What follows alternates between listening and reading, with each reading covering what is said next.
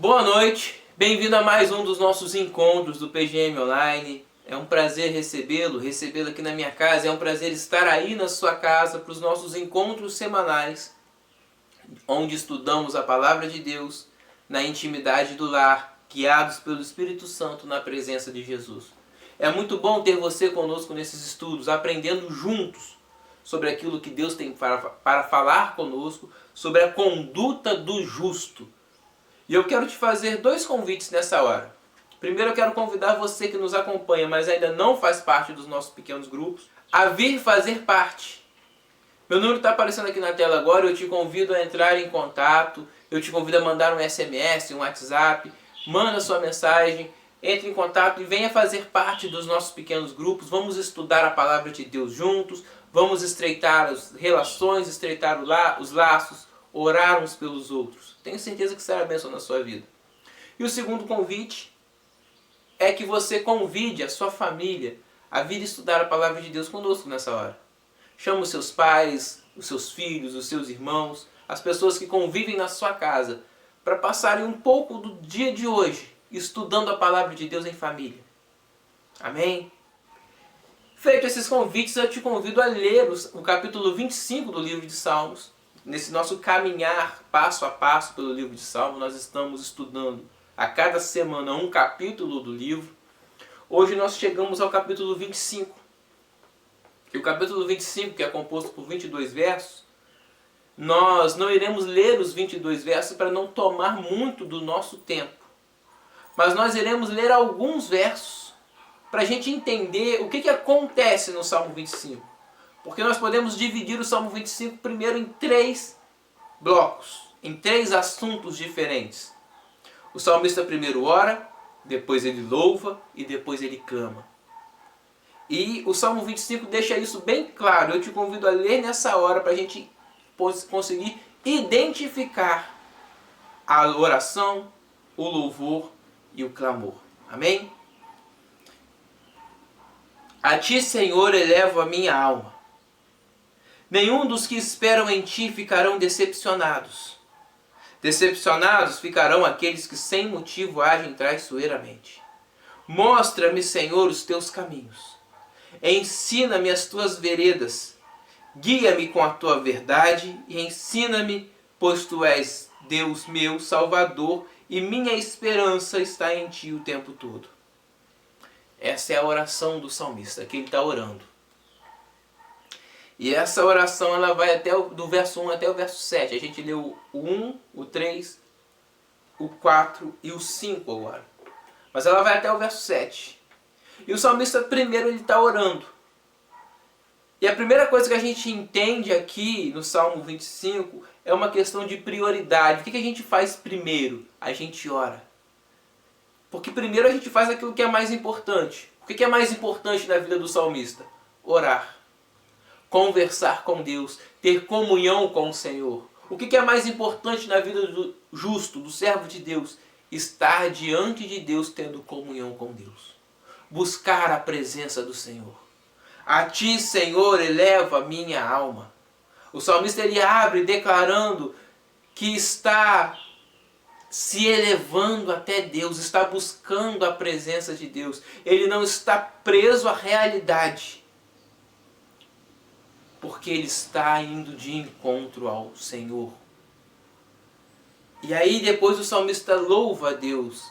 E a partir do verso 8 o salmista começa a louvar dizendo: bom e justo é o Senhor, por isso mostra o caminho aos pecadores. Conduz os humildes na justiça e lhes ensina o seu caminho. Por amor do teu nome, Senhor, perdoa o meu pecado, que é tão grande. Quem é o homem que teme o Senhor? Ele o instruirá no caminho que deve seguir. Os meus olhos estão sempre voltados para o Senhor, pois Ele tirou os meus pés da armadilha. Davi está louvando com confiança a Deus.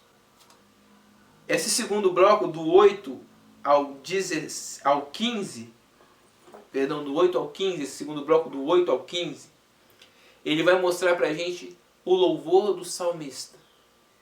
E nesse momento, o louvor que Davi faz diante de Deus é um louvor de confiança. O Senhor é tão bom que o Senhor ensina os seus caminhos às pessoas. O Senhor é tão bom que o Senhor perdoa os meus pecados, e os meus pecados são muitos. Eu sei o quão ruim eu sou, eu sei o quão perverso, o quão mau eu sou.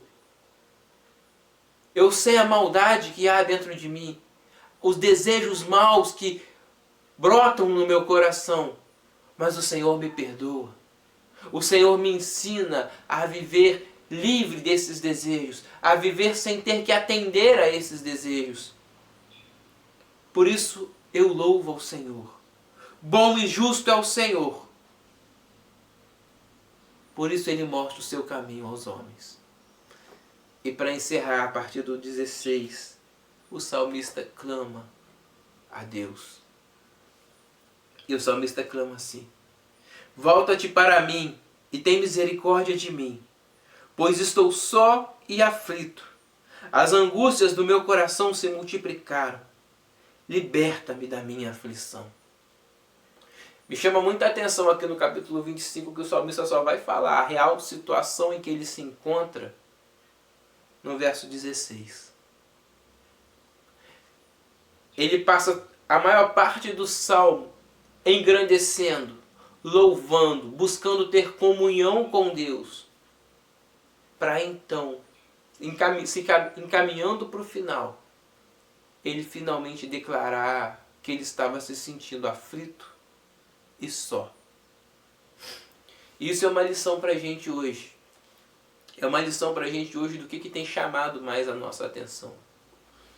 O que mais tem sido prioridade na nossa vida? Ou o que tem sido prioridade na nossa vida? Quais são as prioridades da sua vida, da minha vida? A vida do justo, a vida do servo de Deus, ela deve ser conduzida, deve ser guiada por prioridades muito claras. E a primeira dessas prioridades é ter comunhão com Deus. Qual é o objetivo de nós estarmos aqui hoje? Além de termos comunhão com Deus, além de conversarmos, de falarmos com o nosso Deus, além de buscarmos a presença, a vontade, a companhia do nosso Deus. A gente precisa entender isso. O justo precisa entender isso. Primeiro a gente ora, primeiro a gente busca a Deus, depois a gente louva e a gente agradece a Deus confiante de toda a bondade que o nosso Deus tem e é. E depois a gente é sincero. A nossa necessidade não deve ultrapassar a nossa ansiedade por Deus. A necessidade momentânea que estamos passando não deve jamais ser maior do que a ansiedade que temos de ter comunhão com Deus, de buscar a Deus, de estar perto de Deus. Nós devemos ter esse desejo, nós devemos estar ansiosos por isso. Por isso a nossa prioridade deve ser orar, deve ser ter comunhão com Deus. Por isso nós louvamos confiando nesse Deus a qual temos comunhão. Mas a nossa confiança em Deus também não deve negar a nossa necessidade. Nós também devemos ser sinceros. Nós precisamos chegar diante de Deus com sinceridade. Quantas vezes nós passamos por situações parecidas, nos sentimos aflitos e nos sentimos sozinhos, como se ninguém mais estivesse conosco, como se ninguém mais estivesse nos acompanhando. E quantas vezes a gente tenta esconder isso? Quantas vezes a gente tenta fingir que está tudo bem, que não tem nada dando errado, disfarçar. Mas a gente deve chegar diante de Deus com sinceridade. Diante de Deus é o lugar onde a gente abre o coração e fala: Pai, não dá mais. Não dá mais porque eu estou me sentindo sozinho. Não dá mais porque eu estou me sentindo aflito. Essa situação parece que está maior do que eu.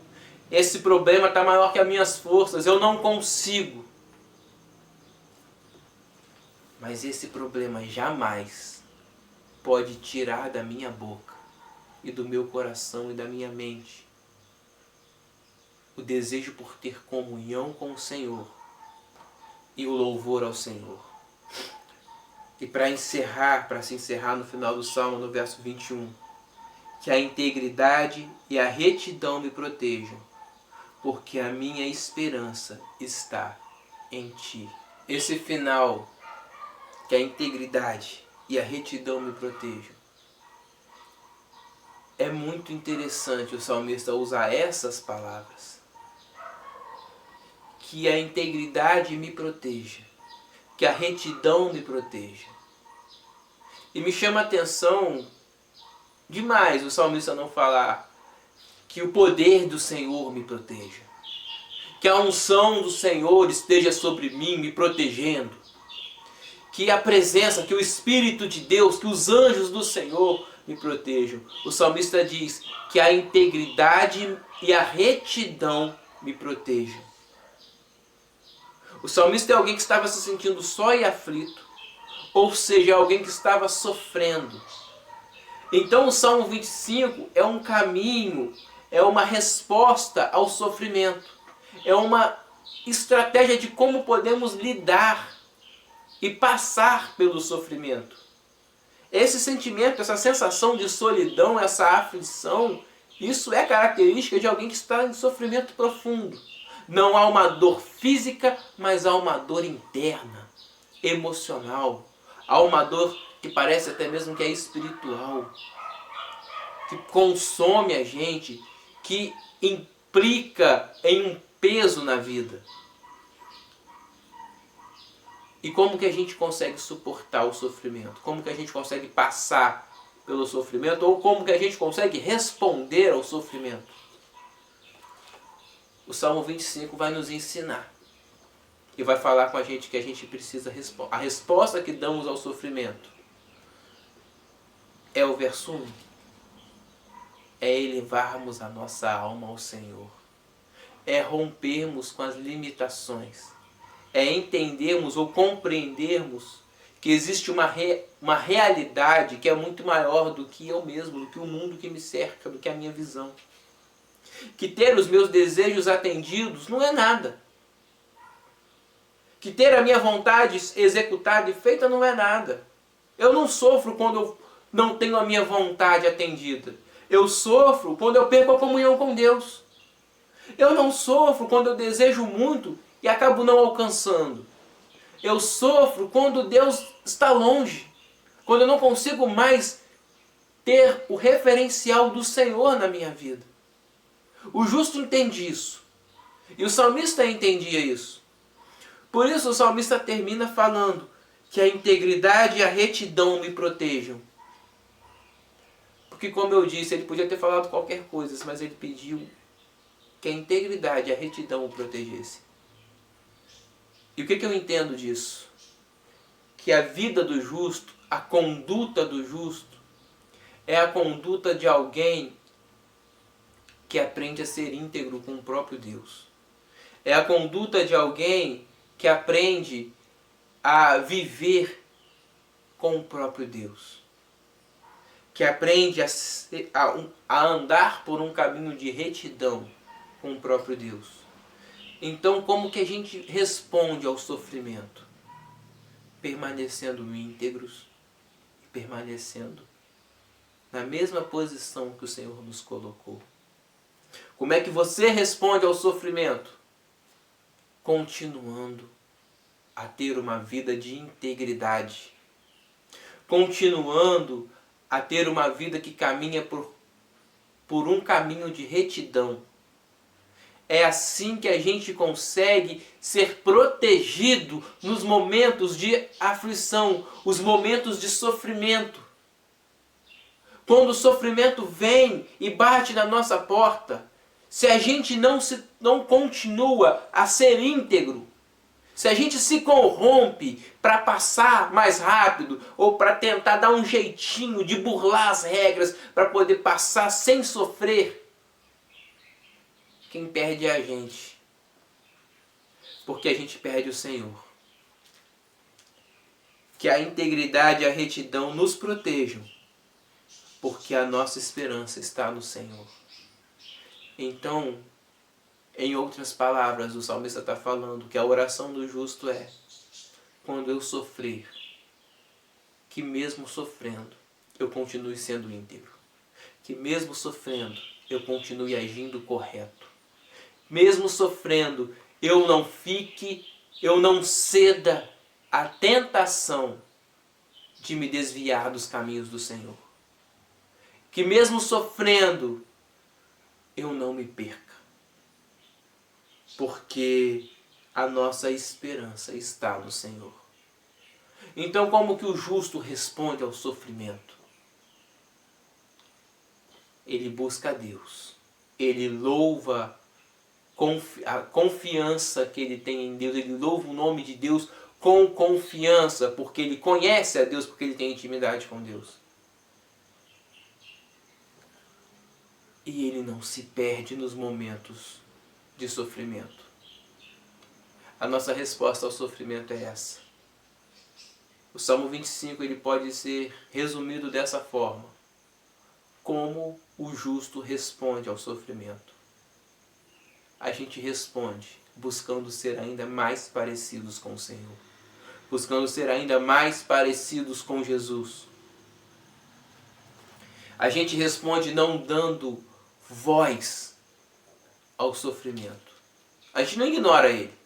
A gente não nega ele. A gente não finge que tá tudo bem, que não está sofrendo. Mas a gente não deixa ele tomar lugares de prioridades na nossa vida. Aquilo que nos faz mal, aquilo que nos deixa aflitos, não assume o controle das nossas vidas. Porque o controle das nossas vidas está nas mãos de Deus. E porque a gente se dedica a buscar ter comunhão com Deus. Eu quero encerrar relendo o verso 1, o verso 1. A ti, Senhor, eleva a minha alma. Que do meio do sofrimento, que do meio da aflição, que do meio da angústia, nós possamos, eu e você, nós dois, as nossas famílias, possamos nos lembrar de elevar a nossa alma ao Senhor. Não adianta confiar em carros, não adianta confiar em cavalos, não adianta confiar em armas, não adianta confiar em contas bancárias, não adianta confiar em dinheiro guardado, em bom emprego, bom nome de família. Não adianta confiar em nada. Porque em alguns momentos você pode ter tudo, eu posso ter tudo isso, e mais ainda do que isso. E ainda assim acabar sofrendo muito. Mas se no meio do sofrimento a nossa resposta for buscar ao Senhor, for buscar ter comunhão com o Senhor, eu tenho certeza que a integridade e a retidão vão nos proteger de acabarmos perdendo o Senhor de vista. Porque Ele vai nos fazer ser íntegros. Ele vai nos fazer andar em retidão. E Ele, certamente, sempre foi, é e para todo sempre continuará sendo a única e verdadeira esperança que nós podemos ter. Amém? Que Deus te abençoe. Um forte abraço. Foi um prazer ter você estudando a Palavra de Deus conosco nesta sexta-feira. E até a próxima sexta, se Deus quiser, para mais um estudo do nosso PGM.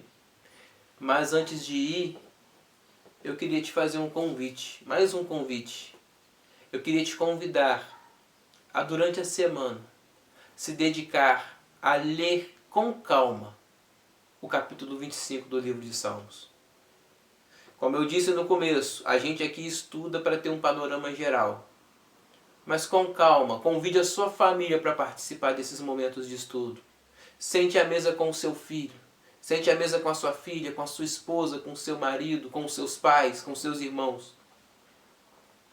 Para se alimentarem como família da Palavra de Deus. Amém? Fica aí o meu convite, fica o meu abraço e fica o meu até logo. Um forte abraço. Deus abençoe e até a próxima sexta, se Deus quiser.